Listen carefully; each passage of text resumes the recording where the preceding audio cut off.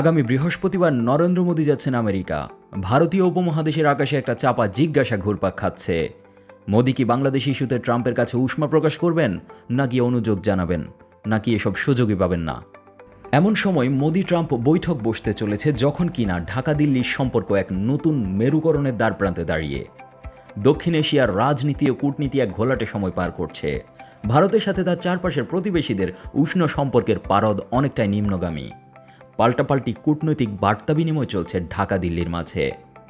এদিকে দেশের অভ্যন্তরেও ব্যাপক চাপে আছে মোদী সরকার, কারণ ভারতীয় অভিবাসীদেরকে মোদীর বন্ধু ট্রাম্প হাতে পায়ে শিকল পরিয়ে অপরাধীর মতো সামরিক কার্গো বিমানে চাপিয়ে ভারতে ফেরত পাঠিয়েছেন।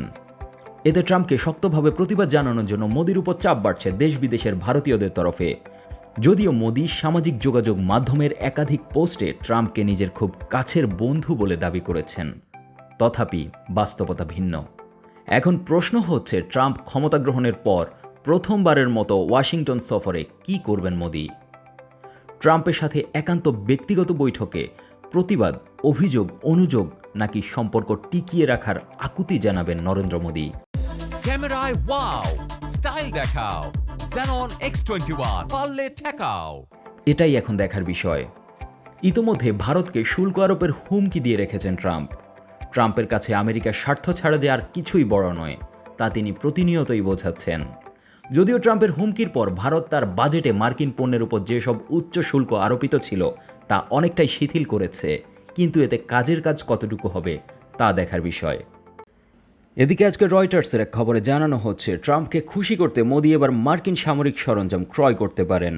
বিশেষত তারা এতদিন রাশিয়ার সামরিক সরঞ্জাম ক্রয় করে থাকলেও এবার ট্রাম্পের চাহিদা অনুযায়ী বিশ্বের সবচেয়ে বড় অস্ত্র আমদানিকারক দেশ হিসেবে ভারত মার্কিন উচ্চমূল্যের সামরিক ও বিমান সামগ্রী কিনতে যাচ্ছে। এদিকে মোদী যুক্তরাষ্ট্র সফর নিয়ে আয়োজিত সংবাদ সম্মেলনে ভারতীয় পররাষ্ট্র সচিব বিক্রম মিশ্রিকে সাংবাদিকরা প্রশ্ন করেন, মোদী ট্রাম্প বৈঠকে বাংলাদেশ ইস্যু উঠবে কিনা। এ ব্যাপারে মিস্টার মিস্ত্রি জানান, বাংলাদেশ ইস্যু ওঠার সম্ভাবনা রয়েছে। আঞ্চলিক ইস্যু নিয়ে আলোচনার সময় বাংলাদেশি ইস্যু উঠতে পারে বলে তিনি জানিয়েছেন।